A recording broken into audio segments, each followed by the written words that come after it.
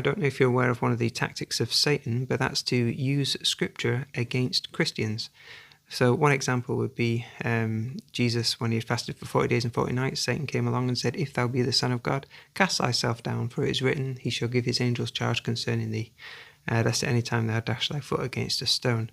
So Jesus could have jumped off the pinnacle of the temple just to prove that he was the Son of God, but he said, no, it's written again, thou shalt not tempt the Lord thy God.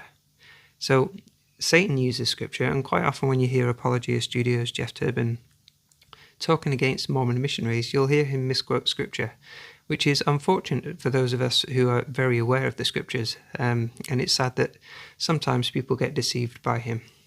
So the other thing which is important to know is that Jeff will use fables spoken about the church, which are just simply not true, but he hasn't put the time in to research some of those fables. So in Doctrine and Covenants section 130, the Lord said to Joseph Smith, "Joseph, my son, if thou livest to the age of 85 years old, thou shalt see the face of the Son of Man.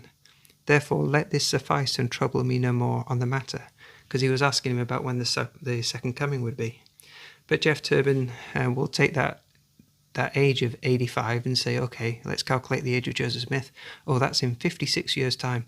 Oh, Jesus didn't come in 56 years' time. Therefore, Joseph is a false prophet. It's like, hold on, Jeff. Joseph never prophesied that, and it's clearly written in the Doctrine and Covenants that that is not a prophecy of Joseph. So he's been telling fables, or Jeff Durban has. Now, if you go back just 2 verses, there is a prophecy from Joseph that talks about the what we now call the American Civil War, which happened 30 years after the prophecy was given. Obviously, the Lord can call it what he wants. He didn't call it the American Civil War. That's the name that we gave it to it. So there is a prophecy of Joseph coming true. And in fact, it's really interesting that when the angel Moroni appeared to Joseph Smith, he said that good and evil should be spoken of concerning his name. And Jeff Durban is definitely speaking evil of Joseph Smith and therefore fulfilling the prophet or the prophecy of Moroni. Incidentally, if you don't like the idea that an angel is preaching the gospel, just be aware that the book of Revelation teaches that there'll be another angel flying in the midst of heaven, having the everlasting gospel to preach. So we are looking for that angel, which was Moroni. And if you read Galatians chapter 1, verses 6 to 9, sometimes people use that to say that it's not good to have an angel preach the gospel.